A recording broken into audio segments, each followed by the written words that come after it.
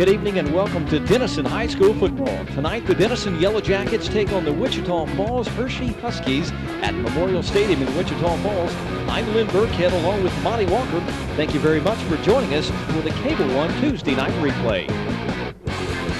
As Jamie Butler gets set, gets the indication that he can put the foot into this one. He's going to have to race the wind to see if he can knock it off the tee, and he does so. This is a booming kick. No chance for Berry to return it. That would be Chris Berry for the Hirschi Huskies, and he turns, watches the ball sail out of the back of the end zone. I was at practice yesterday watching the Jackets, and Coach Brown was giving a little motivational talk to the guys and said, hey, I don't like to lose. I do not like to lose, whether it's playing football, whether it's playing cards with my wife. You guys got to have that same attitude towards losing. Matt McGuire, the quarterback for the Hirschi Huskies. He'll start from the shotgun set. One back flanking him. Receivers either side. 1st and 10 from the 20-yard line. Just underway here on Katy Country. Hirschi and Denison. McGuire calls for the ball. Pressure from the backside. He'll tuck it up. He's going to be tackled near the line of scrimmage. Pressure collapsed on him from the backside, and Vincent rode.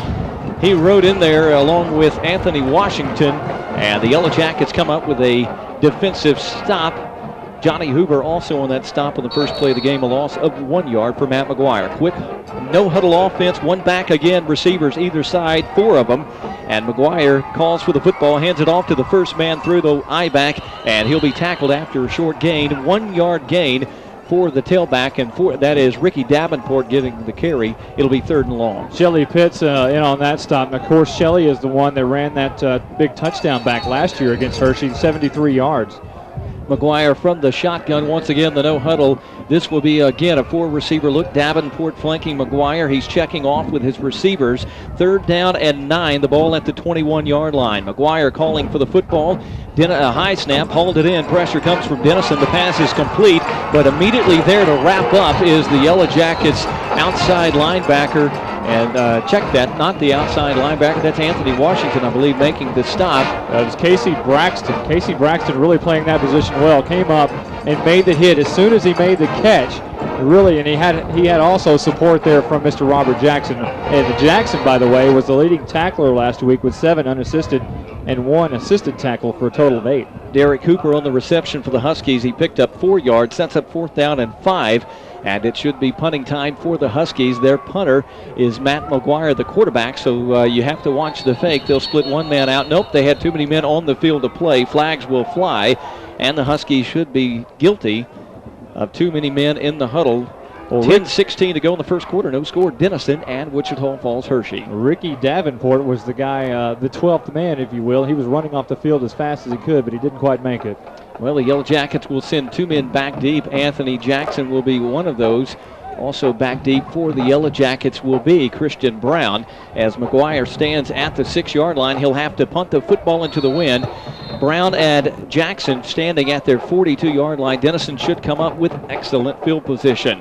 McGuire stands inside the 10-yard line, 4th down and 11. Gets the football, token pressure from the Jackets, a short wobbly kick, and it will be fair caught by Christian Brown at the 38-yard line, and Denison starts 1st down and 10 from the Husky 38. Your offensive front again for the Yellowjackets. Up front, Johnny Hoover, Robbie Thomas, Shane Stone, Richard Money, and Nathan Breedlove. The quarterback, Rob Crawley, Vincent Rhodes, and Trent Mahana. The tight ends tonight, Brenton Nesbitt, a split end. The flanker, Roddy Powell, Brian Pritchard, the fullback. And we'll see who gets the start at the tailback. I believe it's going to be Mr. Jackson. That would be Howard Jackson getting the start. And there's also a new Chris Hackworth getting the start as the fullback. Will Crawley, a flanker, a 2 tight set, straight eye look for Denison. 1st and 10 from the 39 of Hirschi. No score. The Huskies jump, get back. Rob Crawley, the quarterback, he'll take it. Play action. He wants to throw on 1st down. Got a man wide open. It's Vincent Rhodes, the tight end, caught at the 15, fumbled the football inside the 10, and the Huskies have recovered. The Husky defender that took the football is trying to find an open lane down the near sideline, gets out to the 21-yard line. Vincent Rhodes caught the football, rumbled 10 yards downfield as he was hit from behind. The ball squirted free inside the 10-yard line, and what looked like Yellowjacket 1st and goal is suddenly a Hirschi Husky big play. Boy, you're right indeed. Also a big hit over there, a big block. check that number. I think it was David Smith for Hirschi, really lit up Raymond Smith for Denison. And I tell you what, that's a weird play. That looked like a touchdown in the making, and all of a sudden they've got the football. Zach Hawhey on the recovery, and an 18-yard return after that sets Hirschi up 1st and 10 from their own 22. So the Jackets appear to be in business. Instead, it is Matt McGuire calling the shots for the Huskies on 1st and 10. Hand off to the first man through, ball's loose. The ball may be, Denison is scrambling for the ball, no sign. There it is, the official saying the Hirschi Huskies pounce back on the football. Jakari Cooper never got a clean exchange from Matt McGuire. You know, we said earlier in the broadcast that we wouldn't see a lot of fumbles tonight because of this awesome turf. Well, guess what? We've seen 2 already in the very early parts of this first quarter. We're going to check down with our Grayson County area-wide directory sideline reporter in just a moment, see what the coach's mood is after that miscue in the early going. It is 2nd down, 12 yards for the Hirschi Huskies. McGuire from the shotgun, flanked by Jakari Cooper. 4 receiver look. McGuire at the 15. High snap, hit as he throws. The ball is complete, but immediately there to make the tackle for the Yellowjackets would be checking into the ball game. That would be Casey Braxton once again. He had tackled the receiver, and I believe that was not Larry Winkleback. Check that. That was Mark Crow, one of the tight ends for the Hirschi Huskies, who rotate players in and out on every play. Sets up 3rd down and 8. The Huskies 0 for 1 in 3rd down conversions, 8:36 to go. In the first quarter, no score, Denison and Hirschi. McGuire, he's got a 2 tight, 2 receiver set, 1 back in the backfield behind him on 3rd down and long. This is a draw play. Jakari Cooper coming to the near side. The Jackets sniff it out, tackle him at the 25-yard line after a gain of 1, and it'll be 4th down and punting time. Boy, Mr. Robert Jackson lit him up again. We've seen so far, Mr. Robert Jackson likes to hit people.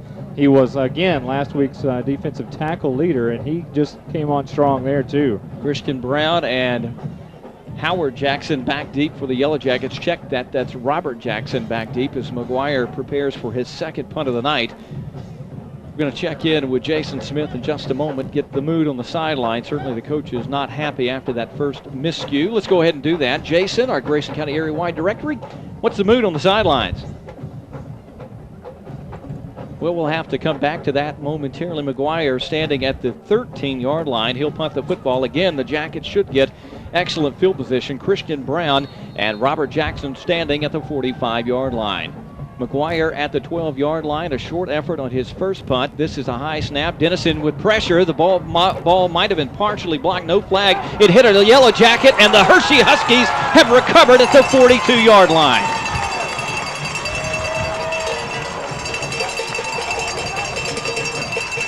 On the recovery for the Huskies is Doug Juan Davis, I believe. There's a discussion by the officials. The Yellowjackets, as you might expect, pleading their case.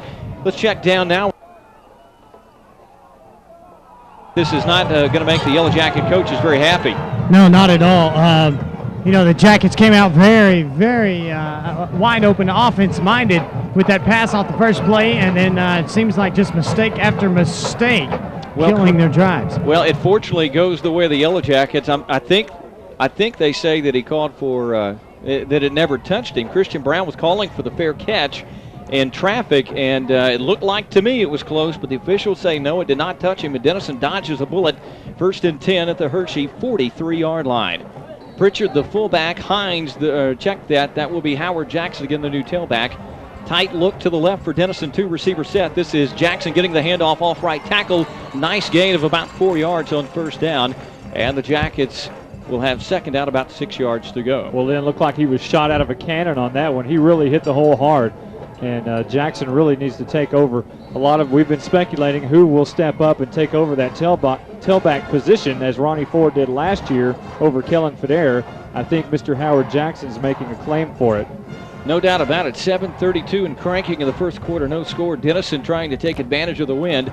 2nd down. They say he only got 2.5 yards. Play action pass. Crawley's going to throw. Got a man open. Brenton Nesbitt caught it at the 30-yard line. Spins his way to the 26-yard line. That's a 1st down. And Brenton Nesbitt has given the Jackets a new set of downs.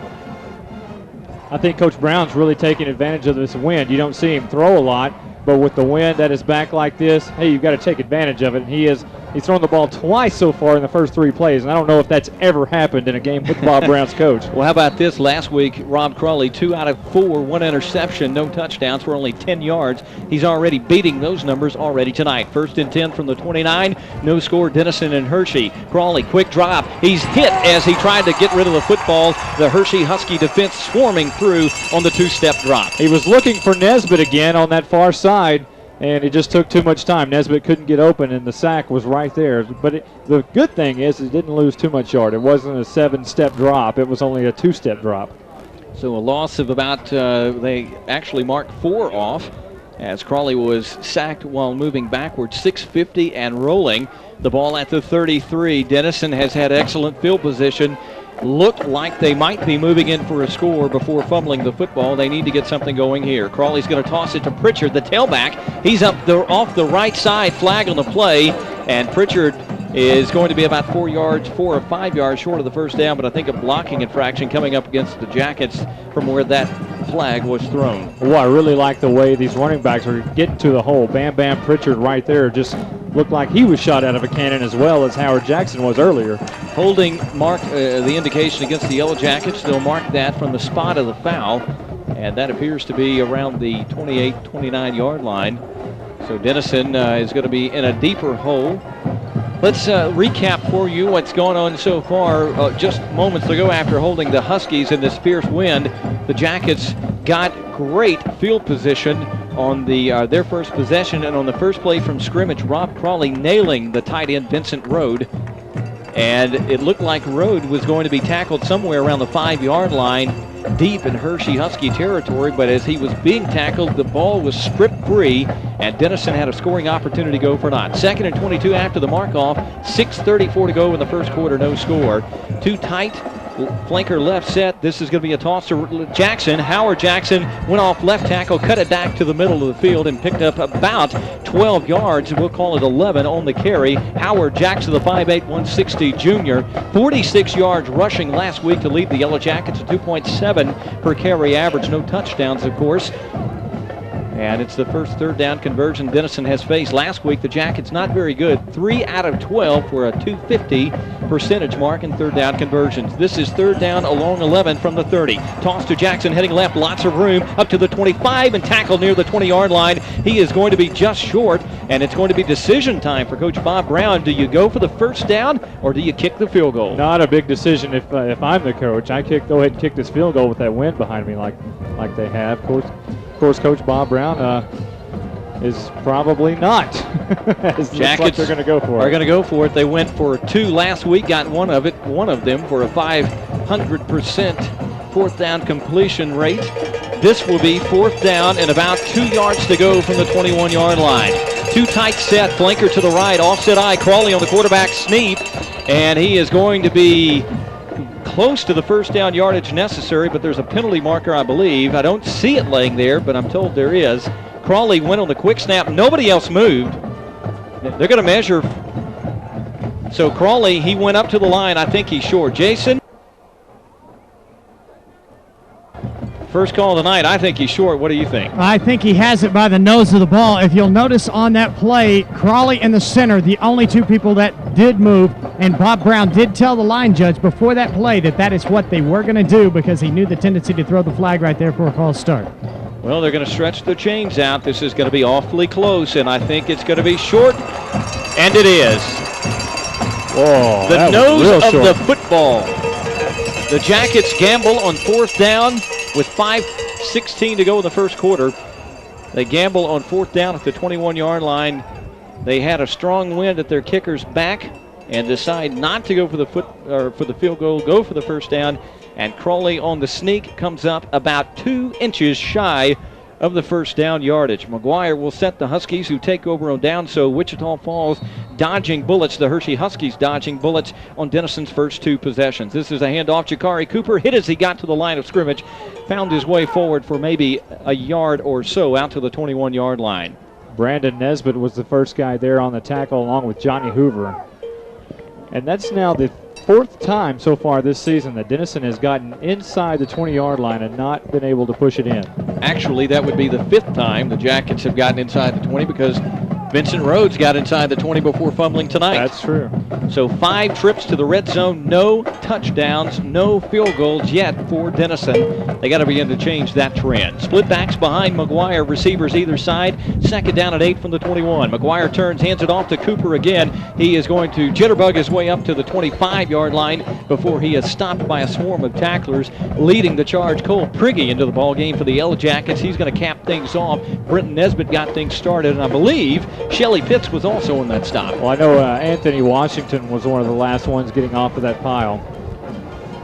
Third down and long. The Huskies 0 for 2 in third down conversions tonight. 4-10 and cranking in the first quarter. No score from Memorial Stadium on the plains of northwest Texas. Wichita Falls, Texas, where the wind always blows. The only question is what direction, and right now it's out of the south. That's the direction that Denison's hoping to force the Huskies to punt into one more time. McGuire, quick snap. He drops, wants to pass, hit as he tries to get rid of the football, and he is sacked for a loss back to the 16-yard line. Shelly Pitts on the sack for the Yellowjackets. No, that was Casey Braxton. Braxton coming in from that cornerback or outside linebacker position and really got there quick. I think he was shooting right off the line of scrimmage.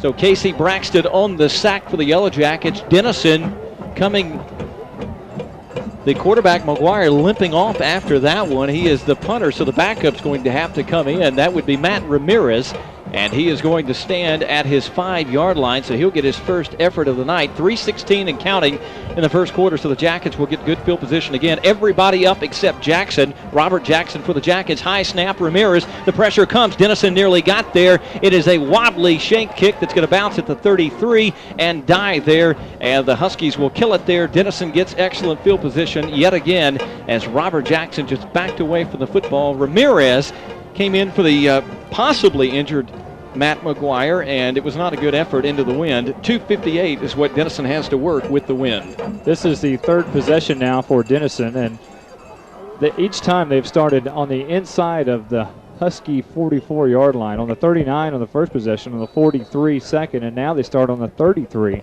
So they've had great field position so far with that wind behind them. 5 trips into the red zone so far this year, 2 tonight. No touchdowns, no field goals for Denison. Can they get something on the board here? This is a handoff to Howard Jackson, and it's not going to happen on this play. He's met at the line of scrimmage and tackled for no gain. The clock winding at 2:48 in the first quarter. A quick first quarter here from Wichita Falls. Thunderstorms rapidly blossoming to our north in Oklahoma as the cold front approaches. And good likelihood perhaps we may see an interruption of play tonight. We'll keep you posted. No storms near the Texoma area right now. Second down, and they'll actually call it a loss of 2 on the play, so it'll be second down and 12 for the Jackets from the 35. Crawley, the quarterback, tosses to Howard Jackson. Lost the football, and the Huskies have it. It is not going the way that Bob Brown was drawing it up tonight. On the recovery for the Huskies, Michael Enriquez, the linebacker, the will linebacker, the middleman for the Hirschi Huskies, and it was a toss by Crawley behind Howard Jackson, the tailback, and he was unable to get back there or to get the hands back to get it in time, and it's the second turnover of the night for Denison. Mistakes after mistakes after mistakes. Well, the Jackets are trying. You can tell that. They have a lot of enthusiasm and energy tonight. Sometimes you press a little bit too hard. New quarterback Chris Berry in for McGuire. We'll check McGuire's status. Berry going to take off and try to run, and he is going to be strung out, hit from sandwiched from behind. That was a 1-2-3 pop. Anthony Hines laying a lick along with Anthony Washington also getting into the action. David McAdams, the leading tackler from last week, and it'll be a loss of 1 for Chris Berry, who is much smaller than Matt McGuire, about 5'10", 155. Defense really looking good so far tonight. That's one bright spot of the night is the defense. We'll wait on a total yardage call from Kevin Farr in a second, but I can tell you it's not much. 1:45 to go in the first quarter. Does Denison dare think about using timeouts to stop the clock and make the Huskies punt into the wind? We'll see in a moment. Chris Berry up under center, 2 tight set. 1 back behind him, that's Jakari Cooper. He'll get the handoff and heads up the middle, then tries to bounce it outside, does so, and then he's shanghaied from behind, and that's going to be, I believe that's going to be Robert Jackson. It is Robert Jackson who came flashing in there and actually got Mr. Cooper from behind. Timeout call by the Jackets, a $1:23 to go in the first, no score. We'll take it back in a moment with more Denison football.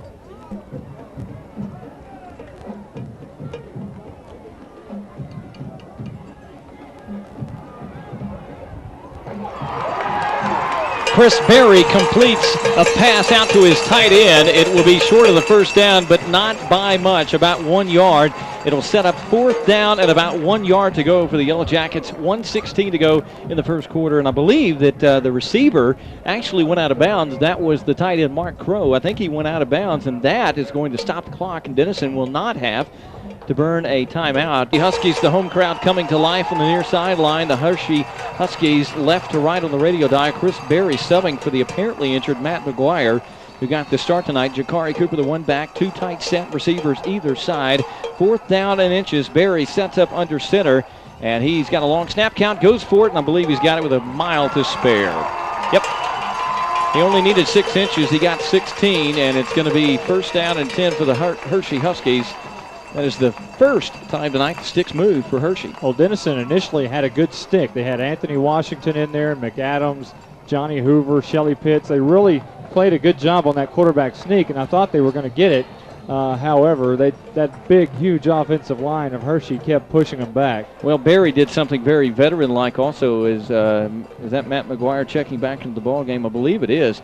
He kind of waited and let everybody commit to the hole they were going to plug, and then he found his hole. Nope, Berry's still the quarterback, and there's going to be an offset eye look for the Hirschi Huskies. 2 tight look, 1 receiver to the near side. 1st and 10, the ball at the 49-yard line. Flags before this one can get underway. I believe that's a delay of game. That is the sin committed by the Huskies. No excuse here at this stadium because they've got those big, beautiful 25-second play clocks down at the end of the end zone where each quarterback can see, and it'll be a 5-yard mark off. One thing I've got to mention is I don't know if some of you may know I'm coaching this Pee Wee football team in Sherman. Heaven forbid. And I told these guys, I promised them if they'd get a shutout last night, then I'd mention them. So hello to the Chiefs out there, 8- and 9-year-old Sherman Boys Club.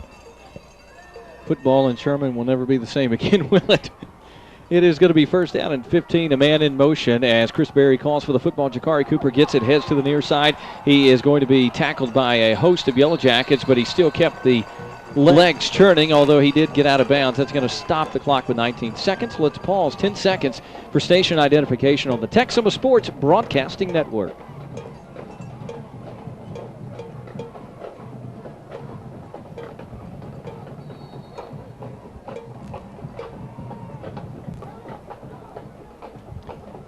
$19 seconds to go in the first quarter, so 4 quarters and nearly 5 without a Yellowjacket score in the year 2001. And guess what? The Hirschi Huskies are going backwards. Too many men in the huddle is going to be the indication, and 2nd and 11 is going to be 2nd and 16 with 19 seconds to go in the first quarter of play. The Hirschi Husky, Denison has 2 timeouts remaining. Scoreboard still says 3, but Denison could force Hirschi to punt into the wind one last time if they can get 2 quick stops here and burn those 2 timeouts. It's 2nd and 16, the ball at the 44. Matt McGuire was the starting quarterback of record tonight for the Hirschi Huskies. He was injured on a punt, apparently, has not been back in the ball game, and we don't see him really on the sidelines right now. Chris Berry has gone the last 2 series. 2nd and 16, 19 seconds to go. Denison trying to stop the clock quickly. Matt Ramirez in motion. And this is going to be a toss. Jakari Cooper trying to get outside, turning it inside. He's going to be hit and hammered to the turf at the 49. Denison calls for the timeout immediately. 12 seconds now, 11, 10 seconds. Not sure why they haven't stopped the clock. Denison was begging for the timeout 4 seconds ago.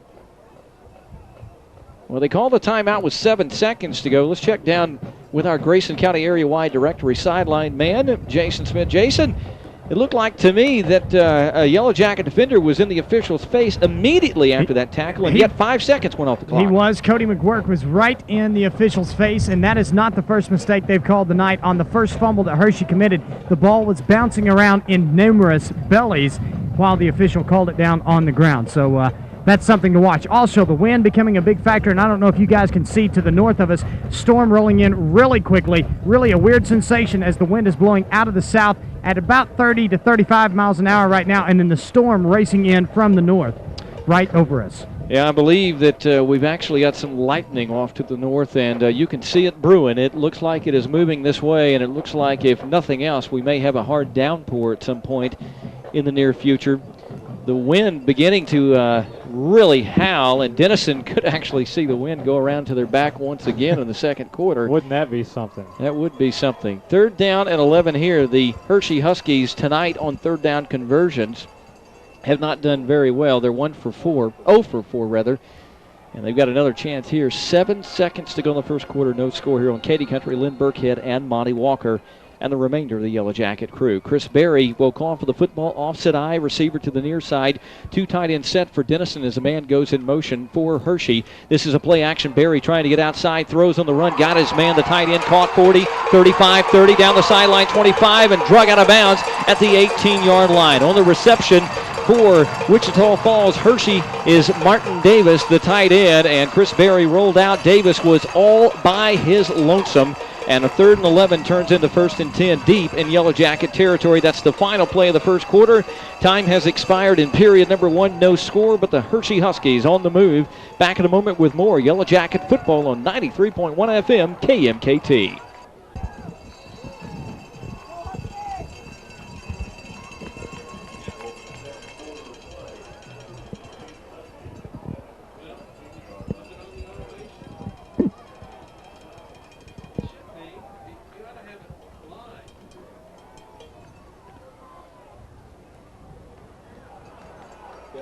Chris Berry on the rollout, throwing toward the end zone. The ball is caught, and immediately the tackle is made after Mark Crow makes the reception at the 6-yard line.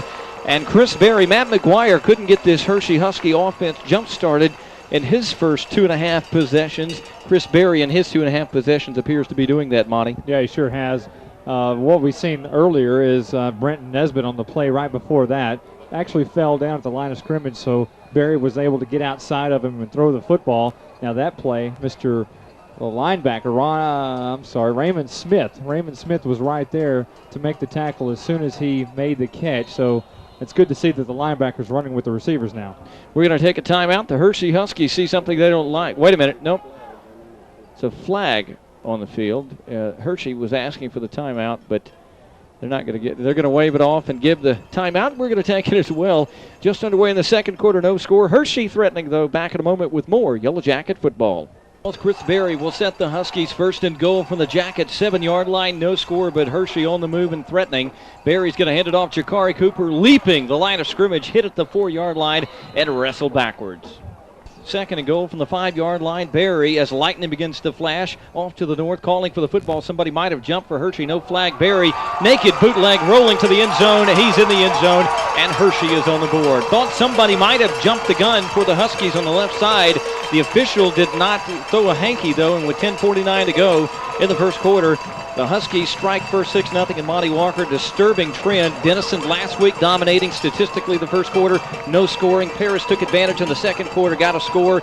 Tonight, the same deal. Denison, 2 trips inside the 20, 3 inside the 30, no points. Hirschi gets the wind at their back, and they take it right down the field and score. Ramirez on for the PAT. As the storm begins to move in this direction, the ball is spotted down, and Ramirez is good, and there's going to be a flag assessed. Anthony Washington roughed the kicker, apparently. He came in trying to block the kick, and it's going to be assessed on the kickoff. And with this wind at their back, I'm sure Ramirez will put it into the Red River. 10:49 to go in the first half of play. 7-0, our new score. Hirschi leading. Yellow Jacket football continues in a moment on Katy Country. The ball on the Denison 45. Ramirez is going to put this to the uprights after the penalty marked off after roughing the kicker. And he's going to bang it, and doesn't go through the uprights, but it does go back deep into the end.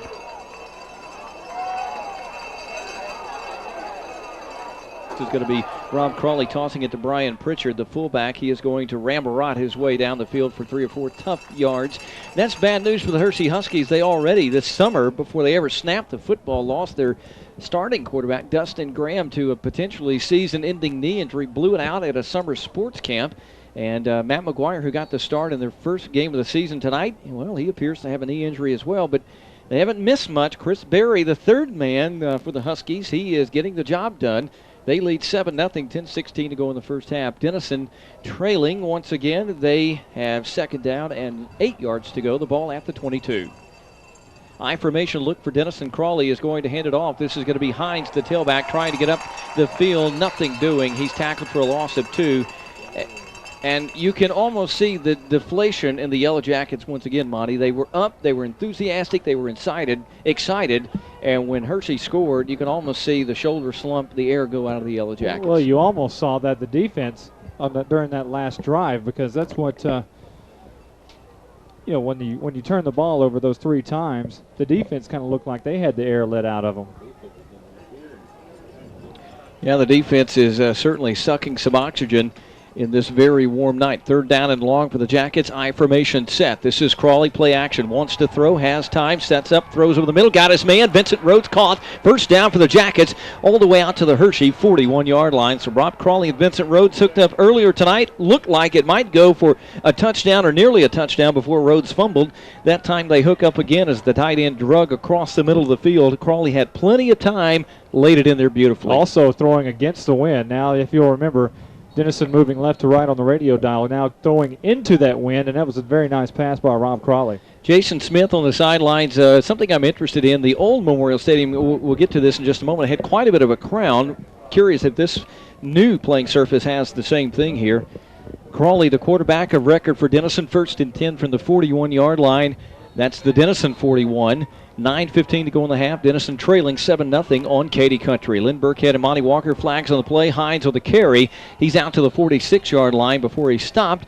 And I'm afraid Denison guilty of jumping a little bit too soon. Jason, what's the crowd like down there on the playing level? Well, Lynn, the crowd is nowhere near as high as it was last year. This stuff retains, well, not retains, but runs off water very, very well. There's drainage systems along the sidelines, and this playing surface itself is just about, the rubber is about a half-inch deep, and so it doesn't hold the moisture on top. It takes it into the bottom and drains it off to the sides, so the crown doesn't need to be as high. Still about a 5-inch or so crown. Well, those of you that have never seen a severely crowned artificial turf field, it can actually make a difference in how you throw the football a little bit, because if you throw from the middle of the field to the sidelines, you could actually be looking at about a 1-foot difference, and this not nearly as noticeable. Hirschi was actually offsides, was the penalty marker, so a break going the way of the Jackets, and it'll be 1st down and 5. 8:54 and counting in the first half, 7-0. The Huskies lead as Vincent Rhodes goes in motion behind Crawley. Crawley will turn, tosses it to Anthony Hines, trying to get outside. Flag on the play. Hines outside, 1st down, but it's coming back. The back judge throwing a flag, and that's going to be some type of blocking infraction, I'm afraid, against the Jackets. Boy, it seems like every time Denison really gets it going, it gets the 1st down and gains about 5 or 6 yards, there's always something wrong, and they're getting a chop block here, it looks like, and they're going to bring that one back. Well, anytime you see the back judge reach for the hanky and throw it way back up the field toward the middle of the action, that's usually not a good sign for the offense. No, it's not. Brown, Coach Brown is pleading his case with our officiating crew. He doesn't agree with the call, and chop block is that's probably something that's very difficult for an official to see from that position. But he did throw the flag immediately. When I see the back judge throw the flag, I always think of way back when Cowboy fans hearing the back judge throwing the flag and holding number 74, Phil Posderick for the Cowboys. 75. Yeah, I remember that. Snuffed out many a Cowboy drive. I think that was Tony Dorsett running about 30 yards on every play that Mr. Phil Posderick would hold, and it would get called back. Well, the officials are actually meeting at the middle of the field to confer. I don't know if they'll wave this off. Coach Brown did not like the call, but they are going to mark the infraction off from the 46-yard line. So Denison, well, mistakes, and that's characteristic of a young football team. We talked about that last week, that mistakes were certainly part of the Yellowjackets' undoing last week. And once again tonight, a couple of key turnovers and some key penalties, like right there. 3 penalties already for 40 yards of the night for the Yellowjackets. Denison would have had 1st down and 10 at the Husky 45. Instead, it's 1st down and 20 from the 31-yard line. Crawley, a offset eye look behind him. Vincent Rhodes in motion behind him. Receivers either side, 1st down and long. This is the quick hitter up the middle to Brian Pritchard, and the Hirschi Huskies have done their homework well. They stopped Mr. Pritchard for no gain. 8:20 and counting in the first half. 7-0 Hirschi in the lead over the Denison Yellowjackets. It'll be 2nd down and 20. Don't go anywhere at halftime. We've got a great halftime show coming up. Yellowjacket halftime report. Kevin Farr, the Wizard, he's going over statistics. Hard for me to get out tonight. Statistics. There you go. Halftime scores, and Jason Smith will be back up in the booth with an interesting halftime athletic guest. Don't go anywhere. Crawley on 2nd and 20. Play action pressure comes. He's hit as he throws. The ball is up for grabs. The lineman actually got it. Flag on the play. And I think they're going to say an ineligible receiver. 7:39 to go. The clock running. 3rd down and 24. The ball at the 27. So the Jackets continue to struggle here. This is going to be a reverse. And wouldn't you know it, the feet shoot out from under the reverse man, Jerry Jones for Denison. They got the speedster in the game. They were trying to get the sideline open, and just as he tried to turn the burner zone and turn the corner, the wheels go out from under him on this new turf. Well, he does. Butler will stand at the 10-yard line to kick the football away. He'll have one man back deep for the Hirschi Huskies. Believe that is going to be DeMarcus White. Have to check the number in just a moment. Butler with the wind at his back. Had to move for the snap. Gets the foot into this one. It is a wobbly end-over-end kick. And it is going to go out of bounds. Nope, it's going to take a Denison roll and be killed around the 48-yard line. Butler actually had to move to his right as the deep snap came from Shane Stone. And he had to move to the right very quickly to get the ball. It was kind of an errant snap. And, well, he just never was able to step into it cleanly. So even with the wind whistling at his back, Jamie Butler unable to do much with it, and the Huskies with a 7-0 lead are going to start 1st and 10 in Jacket territory at the 49. That was officially a 33-minute delay in stoppage there. And a 50-minute drive. Yeah, exactly. Well, the Jacket defense has got to come up with an answer here. Denison trailing 7-0. The Huskies in Jacket territory, 1st and 10. Offset eye, receiver to the right. He's in motion. Too tight set for Chris Berry, right to left on the radio dial. He'll call for the football, turns, hands it off to Marcus Cooper. He is going to jitterbug his way to a 1st down at the Yellowjacket 36-yard line. Not 1, not 2, not even 3. How about 4 Yellowjackets, all with opportunities to bring down Jakari Cooper, the tailback, and they couldn't do it. He gets a 1st down. I was talking to Coach Ronnie Norman during the little intermission, if you will, and I was talking to him about what he thought should be happening out here right now. He thought, man, we should be up 21-0. Well, I think you can make a good argument that they should be up at least 14-0, or at least should have been up. And of course, Hirschi has scored, so they lead 7-0. 1st and 10 at the Jacket 36. A 12-yard gain by Cooper. That's the longest of the night. He gets the call again, goes outside, breaks the line of scrimmage, and he may be gone to the 10-5. Nope, he stepped on the out-of-bounds marker. That's the only thing that saved the touchdown as he leapt over a tackler around the right corner. He gets knocked out of bounds at the 15-yard line, 21 yards on the carry. And after coming into this drive with 14 carries, 15 yards, Jakari Cooper ripped off a 12-yard run on the first play after the resumption of play. Now a 21-yarder. He's doubled the rushing yardage in 2 carries. It looks like the defense has not awoken yet from that little period of time of inactivity. Lightning flashing to our northeast. We've safely escaped this thunderstorm. No rain ever fell here at Wichita Falls, just a lot of lightning and wind. 1st and 10, the Huskies on the move at the Yellowjacket 15.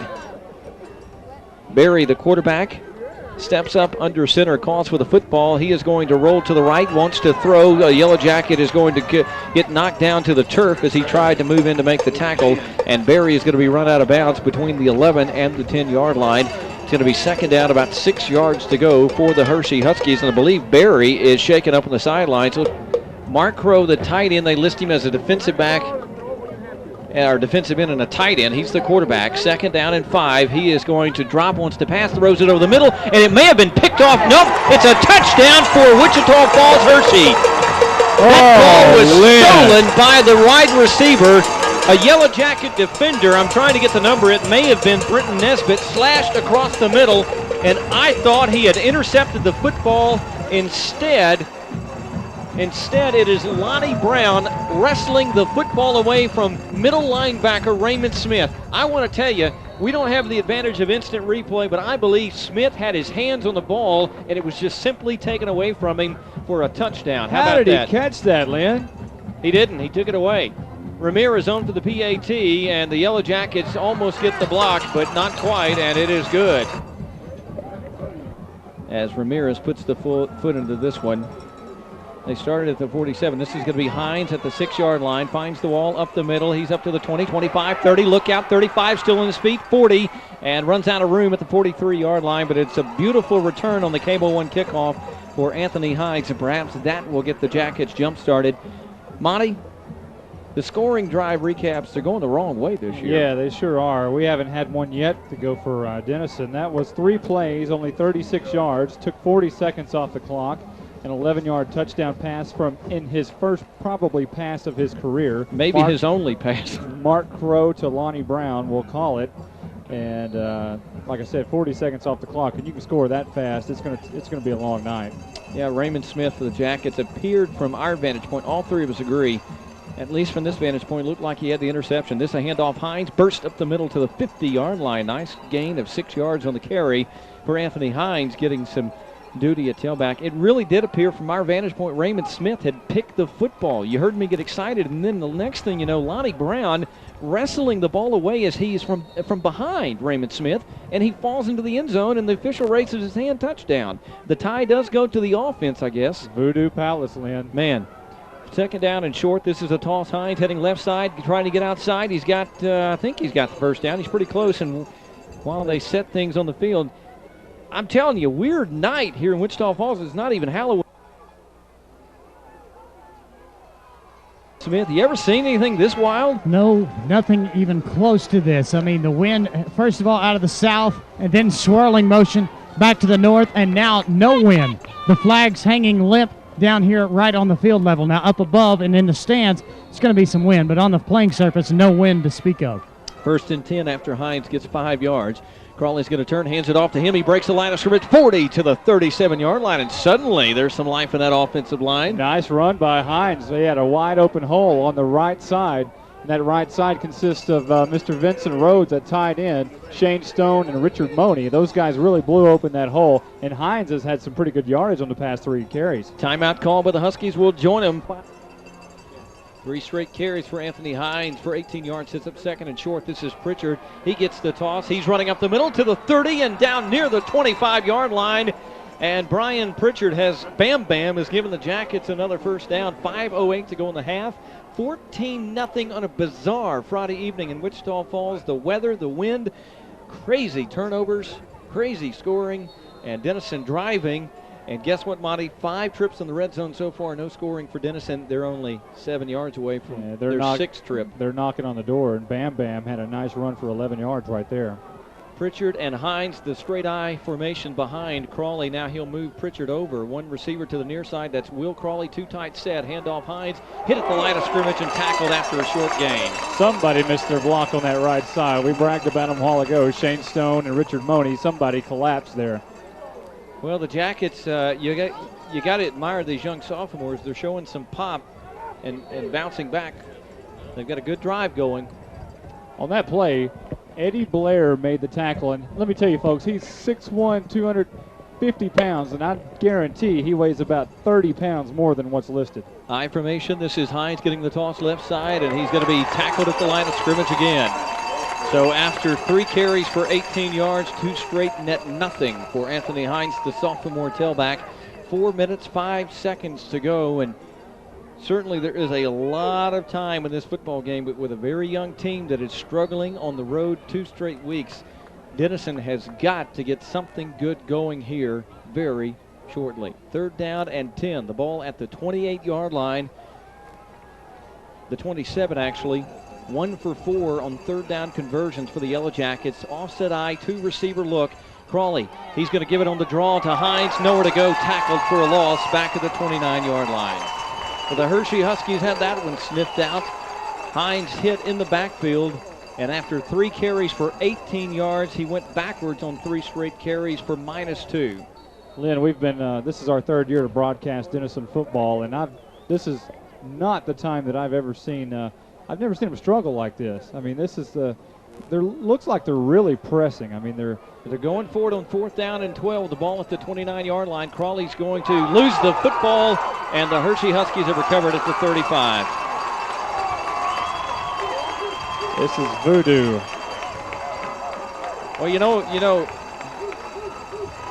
I don't believe in jinxes or anything like that, but The Yellowjackets head man Bob Brown's been trying for 3 consecutive games to get that 90th win. It's just flat out weird. And it hasn't worked in any of those 3 nights so far. And Denison has moved the ball tonight. They're already beyond what they had last week all game long in total offense. But with 3 minutes to go in the half, it's Hirschi with the 14-0 lead. Chris Berry limps his way back onto the field.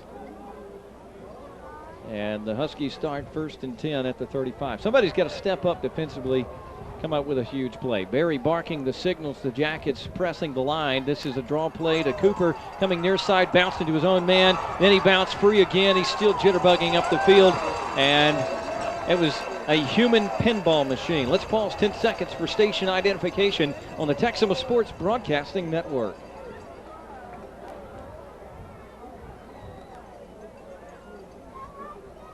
Berry's off the field again. Flag on the play.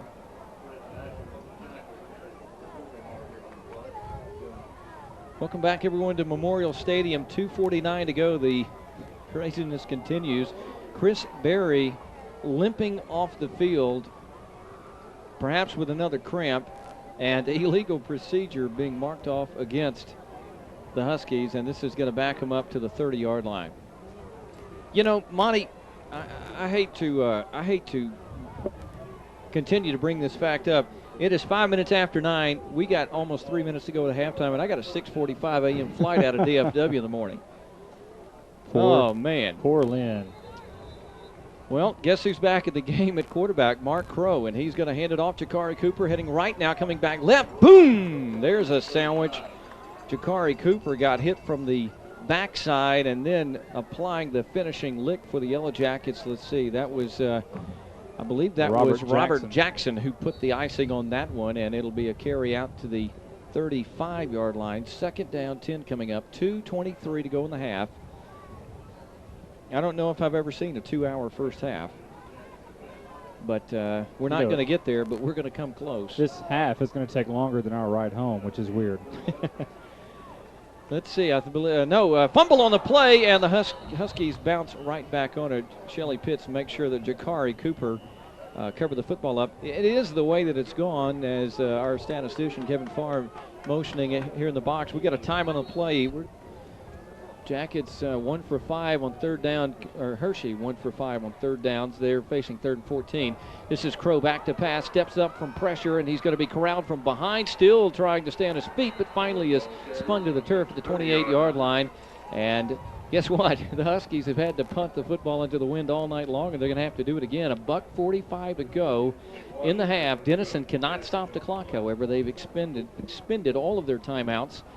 And they will get the football back with about 1 minute to go in the half. The wind at their back, no timeouts, trailing 14-0. Yeah, they should get pretty good field position here as well. Robert Jackson will stand at his 45-yard line to retrieve this punt from Matt Ramirez. And he will be punting into a stiff wind. May not be blowing on the field, according to Jason, but it's blowing about 40 on the American flag. It is whipping straight out. This is going to be a fake. Crow is trying to throw it, and it is incomplete. He underthrew the football. The man that he was trying to throw it to was wide open, and Crow panicked as the pressure came up in his face, and that's a big break for the Yellowjackets. Had he completed that pass, only the return man, Robert Jackson, was there to make. Stopped him, and he wasn't going to stop him. It's tough to roll the dice backed up on your own 30, though. Yeah, and they did it, and now the Jackets have $1:08 to go in the first half, and maybe a score to get back in this one. Crawley wants to throw. He's completed it out to Nesbitt. Nesbitt spun out of bounds as he picked up 8 yards on the completion. Rob Crawley, a beautiful evening so far. I don't think he's thrown an incomplete pass yet. With 1:03 to go in the first half. Rob Crawley last week struggling all night long. 2 out of 4, 1 interception, 10 total yards. Tonight, he is much improved. That is a 9-yard completion nearly. We'll call it 8 officially, but it's about 1.5 yards to go for the first. The ball at the 21. Crawley, an offset eye, receivers either side. He had to juggle the handoff, hands it off. Jackson to the 20, 15 to the 10, and inside the 10, it's going to be first down, and I believe 1st and goal. Nope, it's going to be spotted right on the boundary. 54 seconds to go in the first half. It is 14-0 Hirschi. Denison stopping the Hirschi Huskies on a fake punt. Matt Crow, the fourth-string quarterback, tried to throw it. He didn't complete the pass. Denison starts at the 30. Now they're at the 10. First and goal from the 10. Offset eye look. 14-0. Hirschi the lead. Crawley back to pass. He's going to throw it out incomplete. He was pressured. He got rid of the football to stop the clock. That shows a lot of poise and a lot of senior leadership from Rob Crawley to be able to make sure he incompletes that pass, because he was being brought down. It was going to be a sack, and it would have been hard-pressed to get another play off. However, Crawley found some way to throw the ball down and make sure it was an incomplete pass to stop the clock. He had trouble. He had trouble getting out from under Shane Stone's snap, and he was finally able to get the handle on it and throw it quickly. This is second and goal from the 10. This is a toss. Jackson inside the 10 down to the 8-yard line, and it'll be third and goal from the 8-yard line. 32 seconds to go in the half. No way to stop the clock for Denison unless they spike the football. 25 seconds to go. The Jackets facing third down and 8. 2-down territory for the Yellowjackets. 19 seconds to go in the half. 15 seconds to go. Crawley up under center. The Jackets set. Crawley back to pass. He's going to have to hurry to get it off. He's going to be sacked, and that is going to do it. 6 seconds to go in the half. Denison cannot stop the clock. Bob Brown is livid. He is not happy about something.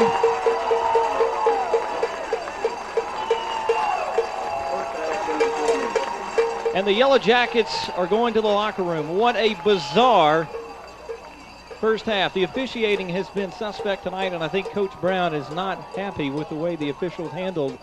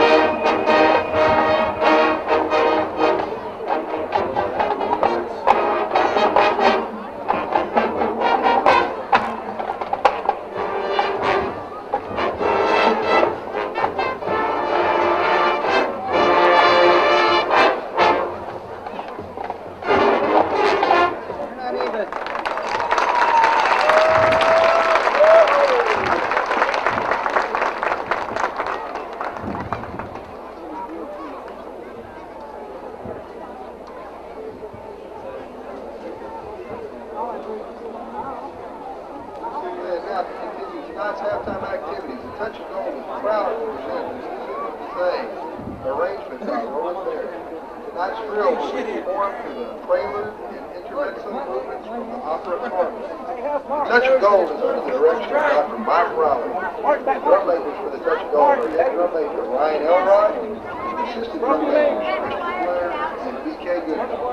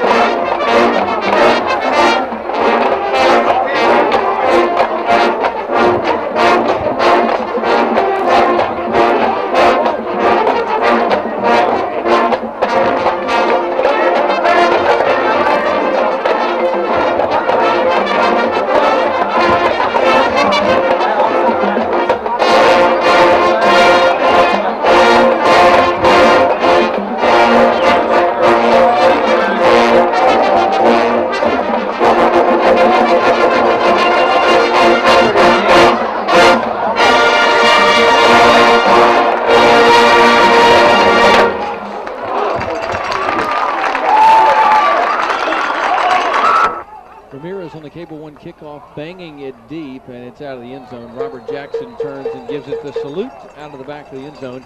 And the Jackets start 1st and 10 from the 20-yard line, heading into the wind for one of the few times tonight. 14-0 is our score as we start the second half. Scores to update you on from across the North Texas, Southern Oklahoma area. Sherman 10-0 over Wichita Falls, and somewhat of a surprise. Wichita Falls certainly not the team they were a year ago, but still expected to be a very good football team. The Bearcats with that one-back offense they're running looking good tonight. Hugo 22-0 over Durant in the fourth quarter.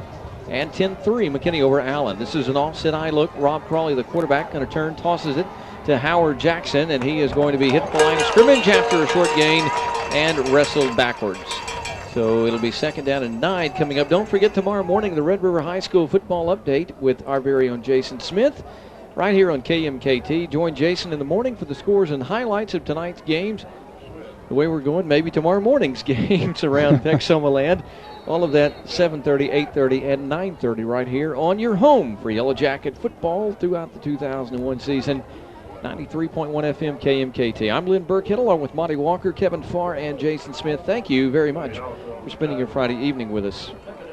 2nd down, about 8 yards to go for the Jackets. The ball at the 22. This is a handoff to Robert Jackson. He's got some room to run on the outside. Skitterbugged his way out to about the 28 or 29-yard line. Going to be about 2 yards shy of the first down yardage necessary. Another telling statistic that Kevin Farr has brought our way is 3rd down conversions. The Yellowjackets last week in 3rd down conversions not very good. They were 3 out of 12 tonight, only 1 out of 6. Need to turn that number around.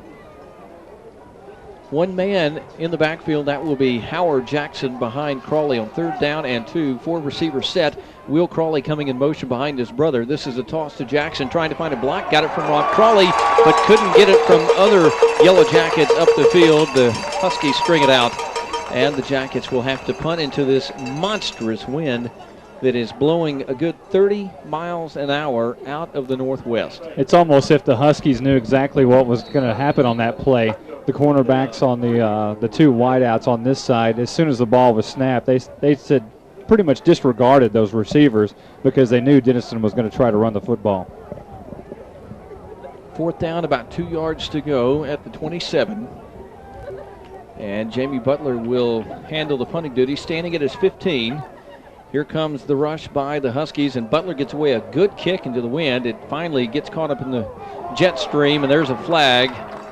Casey Braxton is going to be the one charged. He bumped into the punt returner, so that's going to be a flag against the Yellowjackets, and the returner was DeMarcus White. So that'll bring the Huskies up a little bit more closer towards midfield, and then it'll probably be marked right about midfield. Well, the ball, that was one of those eagerness penalties right there, because Casey Braxton was trying to get down the field, and Jakari Cooper, the man back to return that kick, he was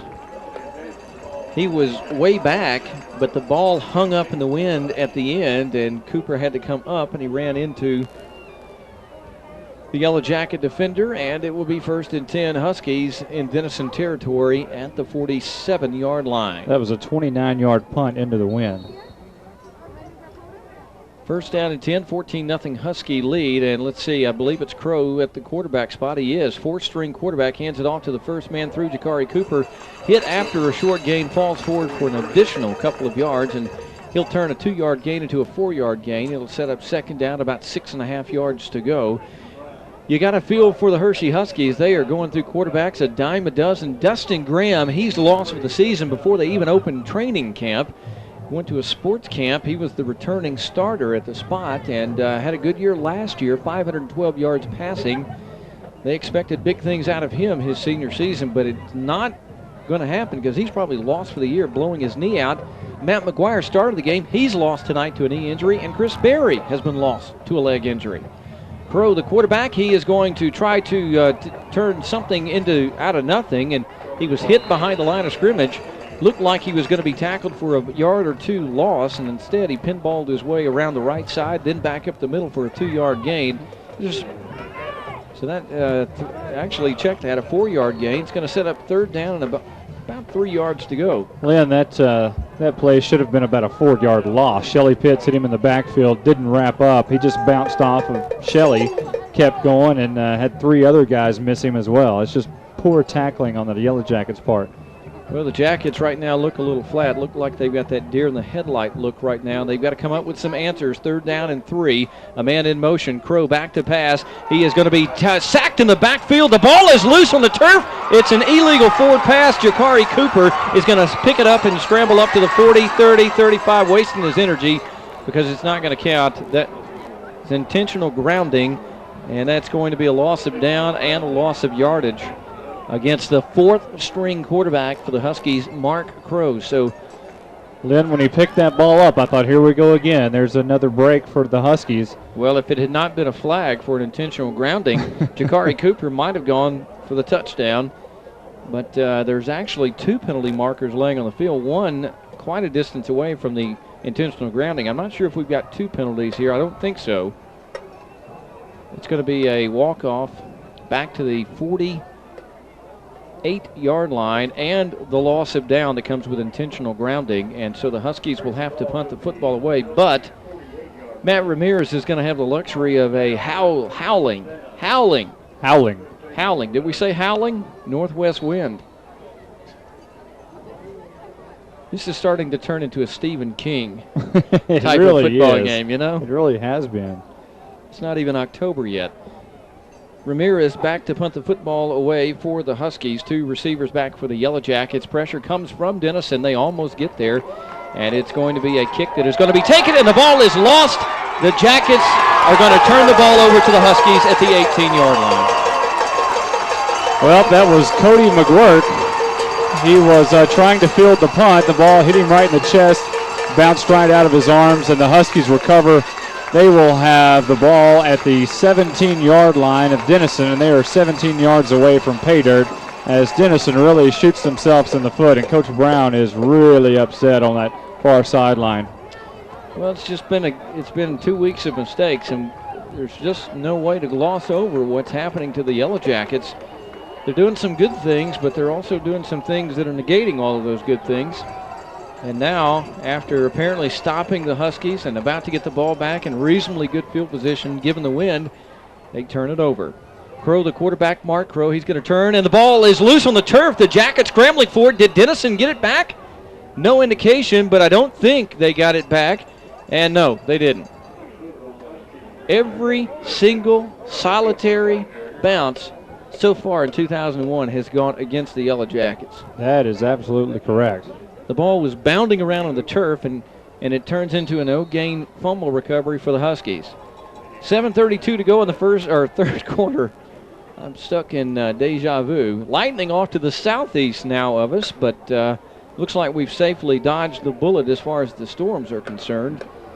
2nd down, 10 yards to go. The ball at the 18-yard line. Mark Crow, the 4th-string quarterback in for the Huskies. He's going to hand it off. Jakari Cooper, feet chopped out from under him as he crossed the line of scrimmage, but he falls forward for about 3 yards, we'll call it. It's going to set up 3rd down and about 7 yards to go for the Huskies.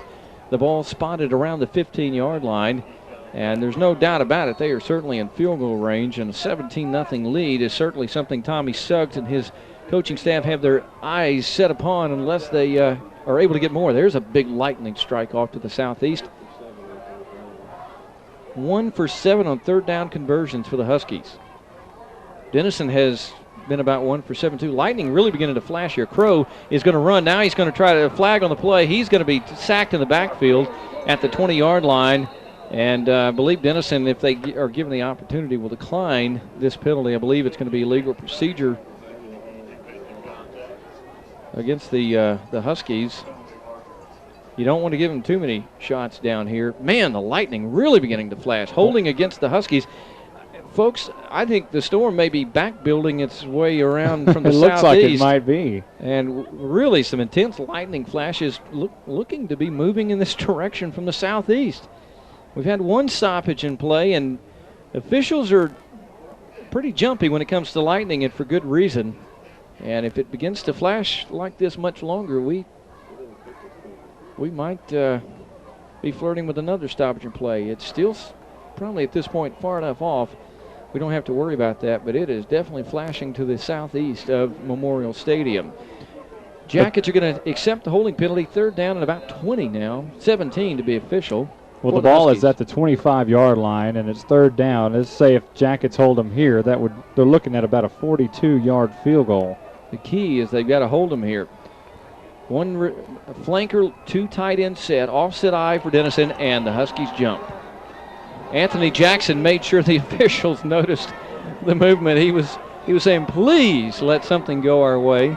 And now that would set up a 47-yard field goal. But with the wind, I'm going to tell you that about 10 years ago, our counterpart on the Sherman broadcast, Bob Sullins and myself, were here at Memorial Stadium, and we saw a 57-yard field goal by John Bailey with the wind here at Memorial Stadium. So I'm telling you, they are not out of field goal range yet. This thing has a jet stream that runs about 30 yards off the ground. Third down at a country mile, 22 yards to be exact from the 30. Mark Crow, the fourth-string quarterback, he is going to bootleg it to the near side. Jackets giving chase, and he is going to stay on his feet, gets inside the 30, and is tackled at the 26-yard line. And that should be field goal time for Matt Ramirez, and it will be. That was a nice job by David McAdams, the outside linebacker who tripped up the ball carrier. From the right hash mark, he is going to have to hook it back a little bit. He doesn't split very far to the left. 44-yard effort, high snap, ball's down, kicks on the way. It's got enough leg, but it is good.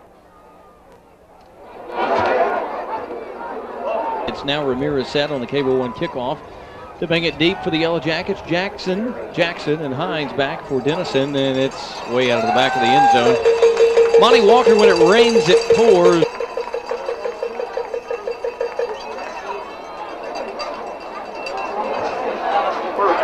Jacket from the Jacket 40-yard line. And you said it's not raining, but it is raining footballs, as that one just came out of the sky. Would have cleared for 60. It was a 44-yard field goal officially. Matt Ramirez is the guy who punched it through. So that was a drive that went all the way from the 17. That was actually pushed back a little bit, and now we have a 17-0 lead from Hirschi.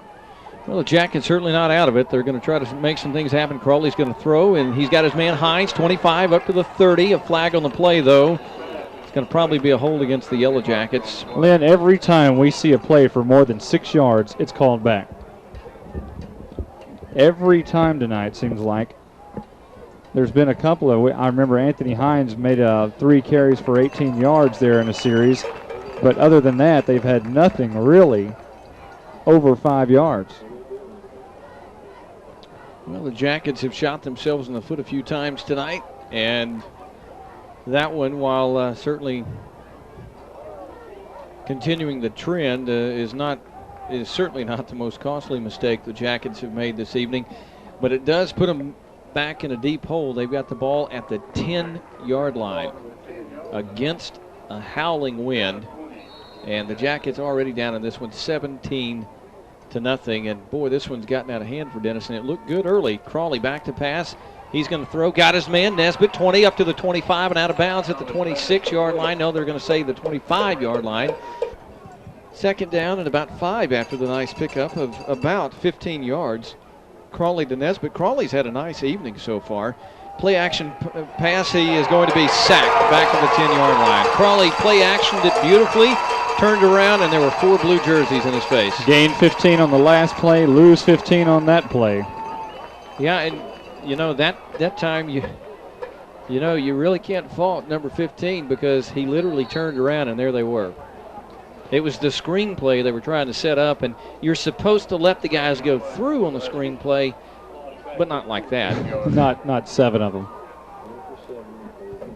Jackets 1 out of 7 in third down conversions. 4:28 rather to go in the third quarter. 3rd and 16 at the 15. Denison down 17-0. Crawley is going to give it to Hines, the tailback, and he's tackled after a short gain. Actually, no gain. Back to the line of scrimmage, and with 4:13 to go in the quarter and the wind still blowing at a crisp 30 miles an hour out of the north, Jamie Butler going to have to drill one into it again.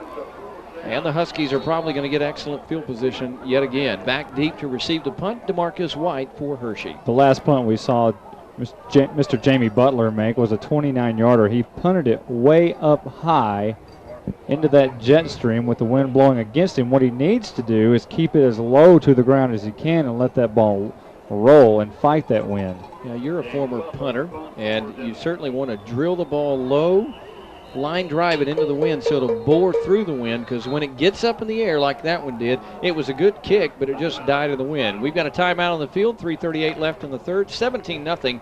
Hirschi leading Denison. Back in a moment with more Yellow Jacket football. Let's not forget that no Wichita Falls team has ever beaten Coach Brown, and it's looking very bad on that record. Jamie Butler standing at the 2-yard line. DeMarcus White back at the 45-yard line. And Butler is going to get the foot into this one. This is a good kick, but it's going to hold up in the air again as DeMarcus White calls for the fair catch at the 46. Now, Butler did a nice job of getting it out of there, just held up in the wind once again. Let's need to go in the third quarter, 17-0. The home team winning this one, unfortunately. That's Wichita Falls Hirschi. Split backs behind the four-string quarterback, Mark Crow, and the converted tight end going to hand it off to the first man through, and he is going to lose the football. And guess what? The unthinkable's happened again. A man has gotten the coughed up football and has run it down to the 10-yard line. The first man through the line of scrimmage, which I believe was Ricky Davenport, coughed the football up in traffic, and it bounced into Miguel Botello's arms, and he goes from the 32-yard line to the 12-yard line. That's the craziest thing I've ever seen. And now there is a flag on the play. We'll have to check and see what that is. But there's some of the craziest things I've ever seen in football have happened tonight, all in the same game. And this is after Raymond Smith for Denison intercepts the ball at the 2-yard line. I'm about to call the interception. I think I actually did. And at the last minute, as he's about to take 2 or 3 steps with the ball, Lonnie Brown reaches in and pulls the ball away into the end zone for a touchdown. And something almost as crazy happening right then, but fortunately for Denison, the penalty brings it back, and it ends up being 1st and 10 at the 35. Crazy. Can't wait to get out of here tonight. I believe Gray is, Barry rather, is back in at quarterback, and there's a procedure penalty marked off against the Hirschi Huskies. You know, not only is this a crazy night, it's a night that's never going to end. That's true. We will probably be rolling back into Denison about definitely after midnight. Definitely probably after 1 o'clock, more like 2 o'clock. Well, you want to see the way this game's going. 4. How's that number strike you? Denison's fumbled the ball 4 times, and guess what? They've lost all 4. Hirschi has fumbled the ball 4 times, and guess what? They haven't lost any. That's the same way it happened last week with Paris as well. Not much luck falling the Jackets' way. Chris Berry's shaking the knee injury off and back in the ball game. The 3rd-string quarterback for the Huskies. 1st down and 15. He's rolling out to the right, and the Jackets have yellow jerseys in his face. Now he's getting free, and he's got room to run. He's at the 40, 35, 30, 25, 20, still going down inside the 20 to the 15. He ran 50 yards on that play. Brenton Nesbitt got lit up at the 35-yard line. He had Mark Crow just blast him. Crow, the quarterback, the 4th-string quarterback, as when the ball carrier was running back the other way, turning his direction, much like Dorsett used to in the old days, Crow blindsided Nesbitt and lifted him up off the air. Nesbitt never knew what hit him. Well, the ball was back at the 40-yard line. Berry bootlegged it to the right, came all the way to the near sideline, had nowhere to run, was bottled up 10 yards behind the line of scrimmage. Reverse course, went about another 5 yards back, almost to the 50. Flag on this play as the Jackets finally dish out some punishment to the ball carrier, Jakari Cooper. But Berry goes backpedals to almost the 50, runs all the way across the field, gets the big block on Brenton Nesbitt you're talking about, turns the corner at the 40, goes down the 30, and only stumbled his way down inside the 20, or he would have scored. Do you remember those old NFL films of Walter Payton when he would cross direction and run backwards and run across the field and then turn around and run back the other way? That's what this was like. He kept running forever. He probably ran for 70 yards and gained 30. Amazing. Well, when it rains, it pours. That's just the only thing I want to say at this point. Oh, you got to feel sorry for these young Yellowjackets. They're certainly getting a big education tonight at the expense of from the Hirschi Huskies. Penalty illegal procedure sets up 1st and 15 from the 28. 10 penalties would normally doom most teams. Not tonight. It's the 10th penalty the Hirschi Huskies have received, and they're very much in control of this ball game. 2 minutes even to go in the third quarter. 17-0 Hirschi in the lead. The ball in the turf. Finally, the Yellowjackets recover it. On the recovery for Denison, Cole Prigge, the 5'11", 200 sophomore defensive end. I'll tell you what. Or defensive tackle, rather, and Jakari Cooper never got a clean exchange from Chris Berry, and Cole Prigge was right there, fell on the football, and finally something goes the way of the Yellowjackets. They have to feel like the monkey is off their back. They finally had something go their way. 1st and 10, Denison from the 30-yard line, $1:55 to go in the third quarter, 17-0. Hirschi leading Denison. Strange game. We'll recap it in just a few moments as we head into the fourth quarter. From the shotgun, maybe the hurry-up offense for Denison. This is going to be Rob Crawley, and he underthrows his intended receiver out there in the near side flat. That would have been Christian Brown, and it'll set up 2nd down and 10. Rob Crawley's had a nice evening statistically tonight for the Yellowjackets. Has bounced back well from last week's slow start. Of course, Rob has been sidelined by mononucleosis most of this fall. Missed nearly all of preseason practice, got in just some token practice for the last scrimmage, and really is just now beginning to round himself into shape. Yeah, it was big news who was going to be the backup and maybe even the starter, his brother Will Crawley or Cody McGuirk. Crawley up under center. The Huskies jump, get back. Rob Crawley, quick drop, throws, and it's overthrown. Britton Nesbitt was there on that quick inside slant, but Crawley put it a step too high for Nesbitt to reel in, and that play is a page out of the West Coast offense right there. That's Jerry, a la Joe Montana, Jerry Rice. It's just a two-step quick throw, and then Jerry Rice takes off for 80 yards. Well, we used to see that a lot back in the old days with Michael Irvin, the quick look in with Troy Aikman. That was a very familiar play with the Jimmy Johnson playbook. 3rd and 10, however, it was incomplete. 1 for 8 on 3rd down conversions for the Jackets. They got to get one now. This is the draw play, and they're now 1 for 9. And I believe that was Jackson on the draw, and he's tackled for a yard loss. And the clock will roll with 1:35 to go, and the Jackets will have to punt the football into the teeth of this wind yet again. DeMarcus White will retreat to his 44-yard line. Now he's moving up to the 50. He wants a timeout, and they want to make them punt against the wind. Not sure why they called the timeout, because they were going to have to do that anyway. We'll take it. $1:18 to go in the third. 17-0 Hirschi. Back in a moment with more Yellow Jacket football.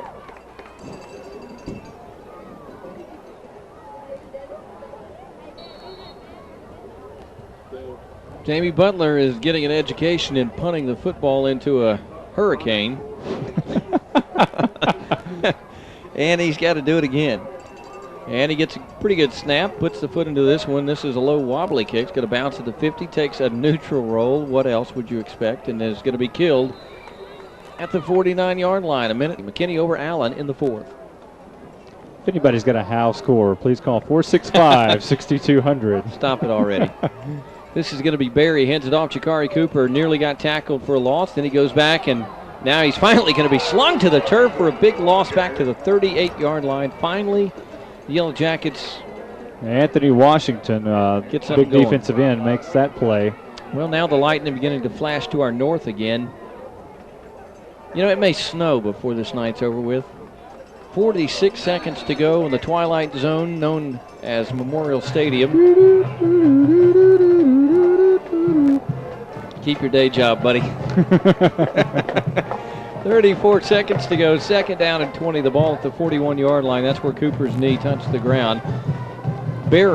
Chris Berry, the backup quarterback, third-string quarterback. He'll be in the shotgun. The ball goes over his head to the 30. He is scrambling for the football at the 20. Back inside the 20. The Jackets have him covered. He's down to the turf at the 17-yard line. That was Ronnie Powell Jr., the man there to finally bring him down. The last play of the quarter, and guess what? If they don't stop, and look, they did. They stopped it with 3 seconds to go. They want to punt with the wind, not into the wind.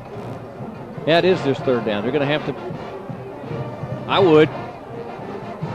I think that might be what they're thinking right now. Wouldn't a block be a beautiful thing here? The Jackets have the return on, though, not the block. And they have 2 men back, Christian Brown along with Robert Jackson, I believe, as Ramirez stands at the 2-yard line. Calls for the football. It's a low snap. And he shanked it. This ball is going to go out of bounds at the 22-yard line, and the Jackets get a break as the quarter expires. We're heading to the fourth quarter. The Jackets like to call it Jacket quarter. If they can get 18, it will be tonight. They trail 17-0 heading to the fourth. Yellow Jacket football continues in a moment. Goose egg. They're at the 30-yard line now. Second down, 17 from the 30. Crawley, everybody in tight. This is going to be Pritchard getting the toss. He's up the middle, plows his way up across the 25, and he'll go down at the 24-yard line. That's near the original line of scrimmage, so guess what that sets up? Third down and 11. The Jackets 1 out of 9 in third down conversions. Last week they weren't much better in third down conversions. They were 3 out of 12 for a 250 percentage. 1 out of 9. Hey, that's not going to get you even a consolation prize. That's 4 out of 21, Lynn. 3 out of 11. Crawley's going to turn, tosses it to Pritchard. He's trying to find a block, finds one, struggles his way up to the 19-yard line. He stopped about 5 yards short of the first down with 10:34 to go in the football game, and it's 4-down territory, you would think, for Denison. Certainly, they could kick the field goal here to get back on their point schedule, and 2 touchdowns would tie it, but Bob Brown says, no, we got to get touchdowns.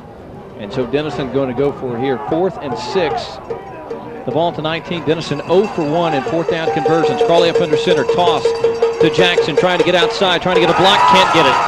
The Jackets turn it over on downs, and I don't know what the Jackets are going to have to do to score.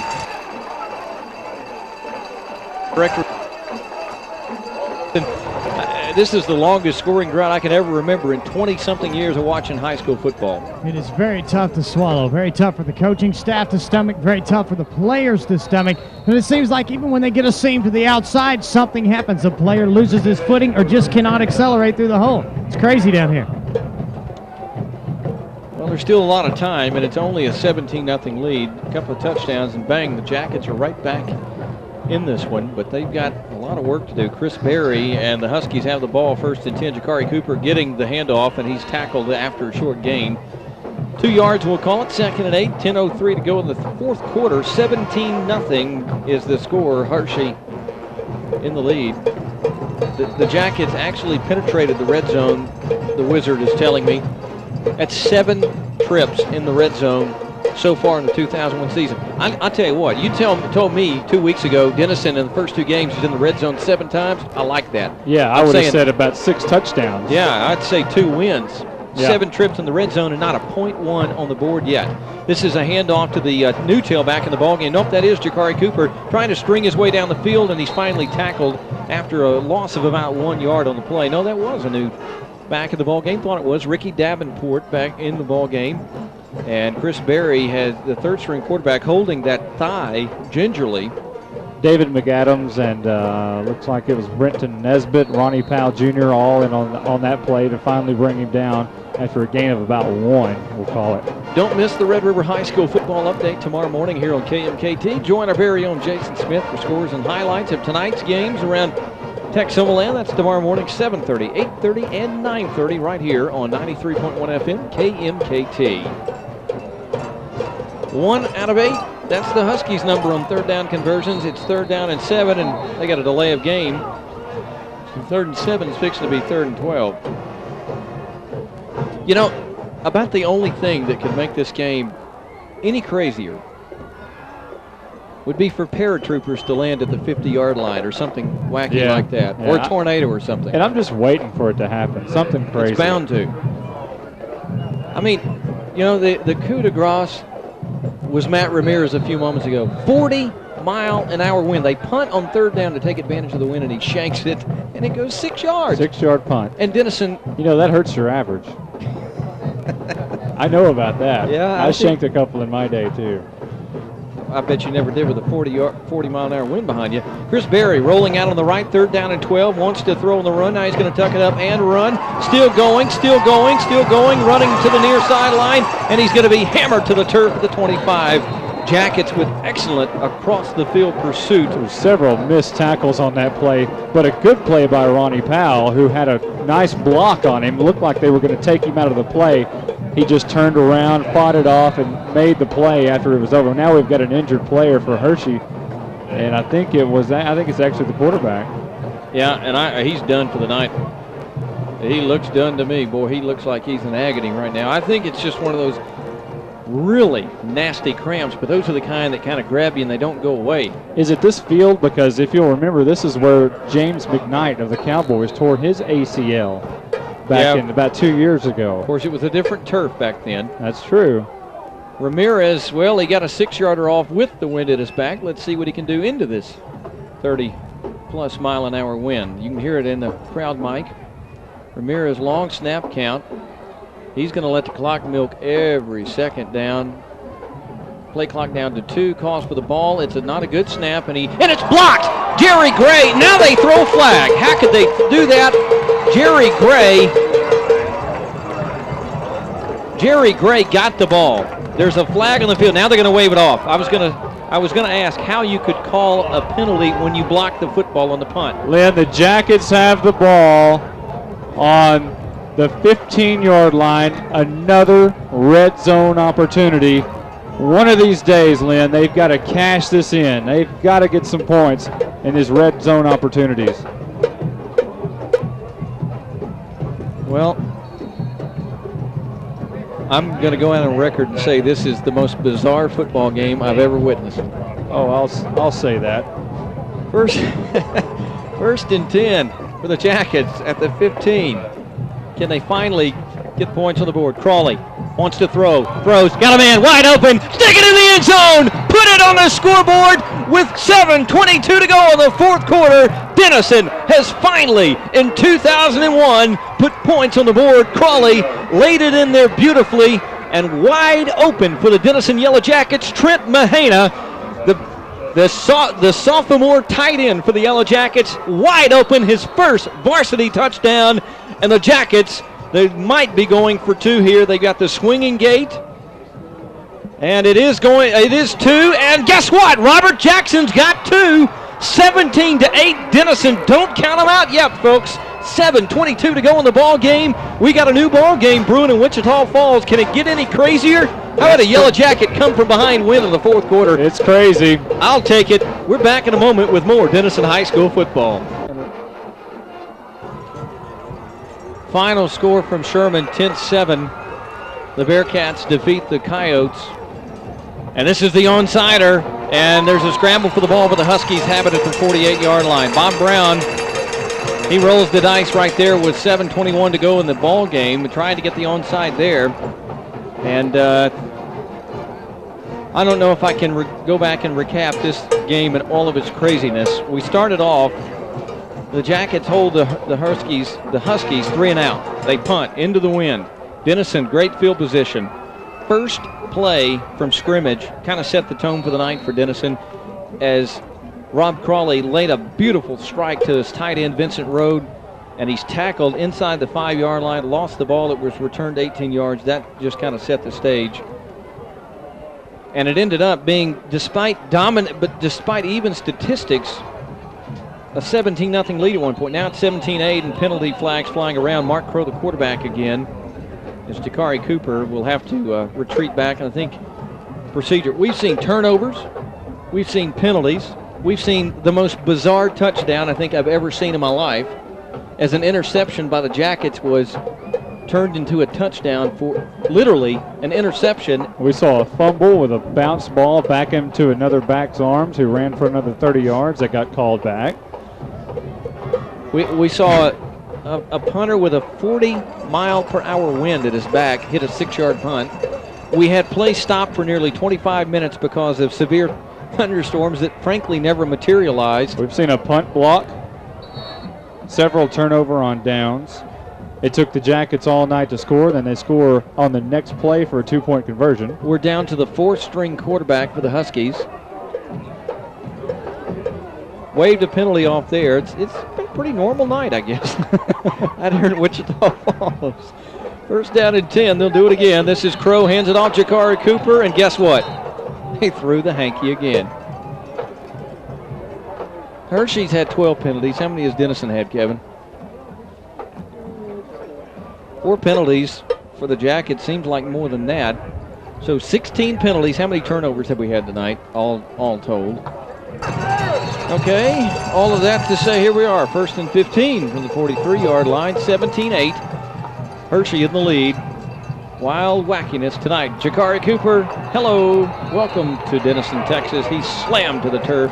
And 8 yards behind the line of scrimmage. Welcome to Wichita Falls, I guess is what I meant to say. And welcome to Anthony Washington, who was right there to wrap him up and drive him back about 5 yards. Raymond Smith and Ronnie Powell also contributing their effort on that tackle. It's 2nd down, 15. Wait a minute. They're going to say his knee touched at the line of scrimmage.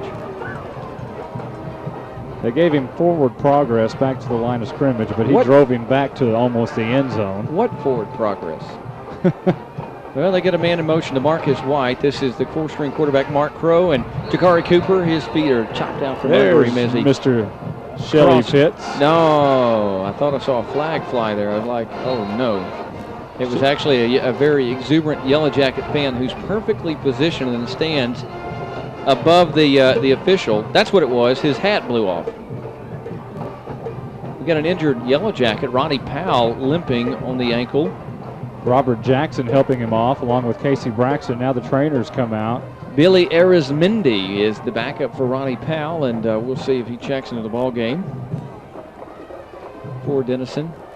Years and years and years. He was the voice of the Yellowjackets, and nice story in the Herald Democrat today in the Denison edition about Munson Stadium. A lot of good comments by Commodore Wood. 1 for 9. Mark Crow, the quarterback, rolling right on 3rd and long. Now he's going to turn, and he's got a lot of pressure, and he's going to be pinballed to the turf at the 35. This is really getting ugly. I mean, you like to see that if you're a Denison fan, but Mark Crow looked like an animal caught in the headlights right there. There was a nice article in the Denison edition of the Herald Democrat. Of course, there was also a pretty good article yesterday by Sam Mitchell in the Denison Post. Pretty good to get coverage out of both of those newspapers for the Jackets this year. Matt Ramirez, 35-yarder. He's staring into it. High snap. Flag on the play. The Jackets nearly got there, and they kill him. He did a little Academy Award acting right there, but the ball's going to be killed at the 42. More lightning flashing. Flag on the play before the kick took place. Illegal procedure against Hirschi, and they're going to have to kick it again. Denison says they want the football. Yeah, they're going to decline that and go ahead and take the football where it's at. Looks like it was down at the 42-yard line. Well, they do have the wind at their back. Crawley has had a good evening throwing the football. What Kevin Farr, the wizard, our statistician, cranking the pencil lead out. 7 for 10, 98 yards. The numbers for Rob Crawley thus far. He's about to go over the 100-yard mark for the first time. He's been sacked 4 times, however, but 2 of those really not his fault at all. He turned into the teeth of a big blue rush. 1st and 10 from the 42, 17-8, Denison trailing, trying to climb back into this one. This is a handoff. Anthony Hines, and he's met at the line of scrimmage. Somehow got a yard out of that. And it'll be out to the 43-yard line. Lightning really flashing off to the northeast, up around the Petrolia area. Lynn, that was the 7th attempted punt by the Hirschi Huskies. One of them, however, of course, was blocked. So they've had some struggles, too, on offense. Jackson is the tailback. It was not Hines. It's Howard Jackson, the tailback. Second down, 8 yards to go. This is Crawley. It's a reverse. Jerry Jones lost the handle on the football, but got it back. But it's a loss of 3, and it sets up Denison's favorite down, third down, and it's going to be third down and double-digit yardage again. You know, that's twice that Jerry Jones has tried to run that little reverse. Looked like they had it set up pretty well, too. Dude, he has a lot of speed. The first time, of course, he lost his footing and fell down behind the line of scrimmage. That time, he had a bad toss. Timeout taken by the Jackets, 3rd and 12. They trail 17-8. Yellow Jacket football continues in a moment on Katy Country.